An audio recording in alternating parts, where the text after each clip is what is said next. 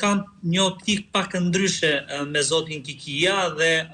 do doja ta shikoja në një aspekt tjetër. Unë nuk mendoj se shkërmoqja nisi sot. Në fakt, kjo qeveri nisi me shkërmoqje që në shtator, pra me krijimin e një qeverie të re. Pse nisi me shkërmoqje? Kur korrupsioni ngrihet në sistem, nuk ka më logjik për të krijuar një qeveri mbi platforma apo mbi prioritete. Thjesht qeverit krijohen mbi pazare politike, ekonomike, ndoshta edhe kriminale. Dhe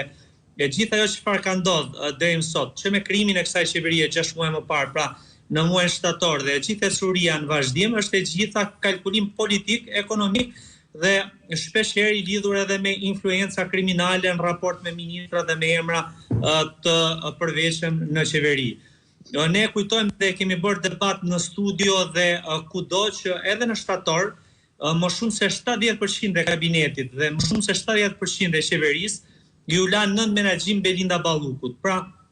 ishte Belinda Balluku ajo që përcaktoi emrat e qeverisë në shtator, pra qeverisë së re të Edi Ramës, dhe njëjta gjë ndodh sot pas 6 muajsh, por e detyruar nga drejtësia, e detyruar nga trashja e zullumeve, e detyruar nga presioni ndërkombëtarëve, por e detyruar në farë forme edhe nga konsistenca e opozitës në raport me denoncimin e dosjeve dhe me ndjekjen e të gjitha skandaleve dhe korrupsioneve të qeverisë.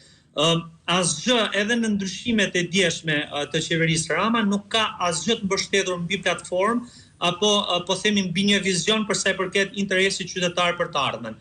Qoftë përfshirë këtu po themi ministrinë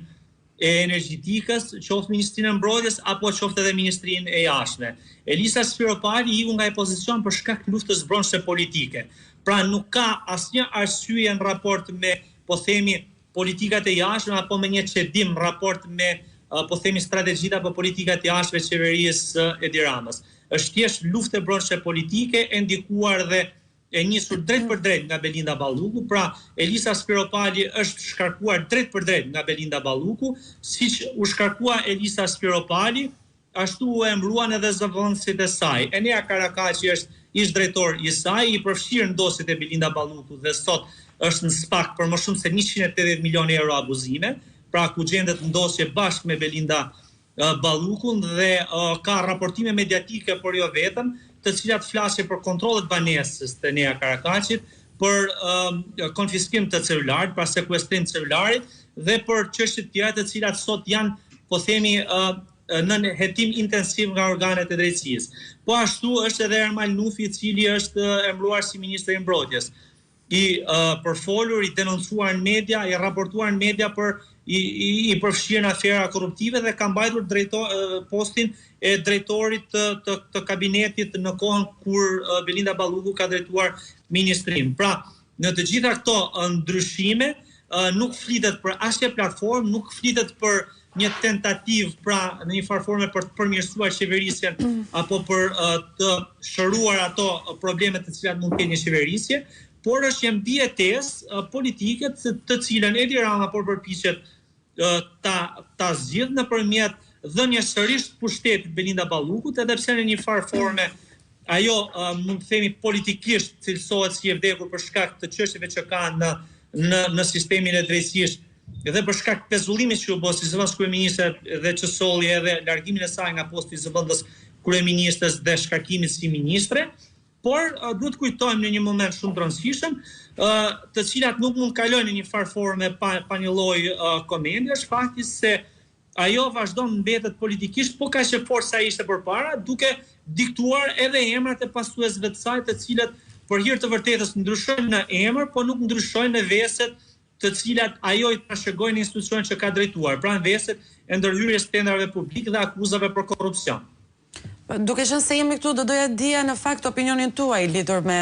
vendimin për ta shkarkuar zonjën Balluku. Pas 3 muajve mbrojtje e fortë publike,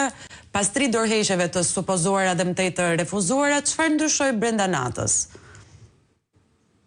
Po nuk besoj që në thelb ndryshoi diçka e madhe. Pra, duke marrë parasysh konsistencën e organeve të drejtësisë, duke marrë parasysh edhe vendosmërinë e organeve të drejtësisë, ishte një rrugë e pakthim në raport me po themi pozicionin e saj qoftë si zëvendësues kryeministre apo qoftë si ministre. Unë mund të them që edhe referuar mediave ndërkombëtare, por asaj çfarë u raportua të jetë thënë nga prokurorët në Këshillin e Imuniteteve, është një rast i paprecedent ku një zyrtare e lartë, me një peshë shumë të lartë, po themi politike dhe me një ndikim shumë të madh politik, të vazhdoj të jetë në detyrë edhe pse organet e drejtësisë kanë kërkuar pezullimin me argumenta konkret, po shantazhohen dhe po ju bëhet presion në dy forma të cilat janë, po themi, dëshmitarëve dhe personave të përfshirë në çështjen e saj. U tha se po bëhet presion nga grupe dhe nga të fortët që nënkuptonte grupe kriminale dhe që më pas u raportua që t'jenë grupe kriminale me influencë në botën e krimit në qarkun e Fierit. Nga ana tjetër janë edhe drejtues të politik, po themi, të administratës në ministri, të cilët kanë shantazhuar me largimin nga puna të personave të cilët janë të përfshirë në çështjen e Belinda Ballukut dhe në një farë formë mund të ishin dëshmitar për sa i përket proceseve të saj. Pra, ishte një, po themi, proces i pashmangshëm për sa i përket shkarkimit sa nga detyra politike, pa e çfarë mbetet po kaq e rëndësishme është sulmi që po i bëhet sot drejtësisë duke mos dhënë imunitetin e saj. Spaku tashmë e ka tejkaluar, po themi, procesin ku kërkon pezullimin e saj si zëvendësues kryeministre. Kërkon që t'jepen masa të tjera në raport me imunitetin e saj dhe për të vazhduar që t'jetë i lirë në raport me ligjin dhe ato çfarë përcakton ligji për zyrtarët e lartë. Por dukshëm dje u tha nga kryeministri dhe unë mendoj që nga memoria ime politike, ndoshta më ndihmon edhe po themi të gjithë ne që jemi në studio, unë nuk gjej një deklaratë të ngjashme në 33 vite, po themi post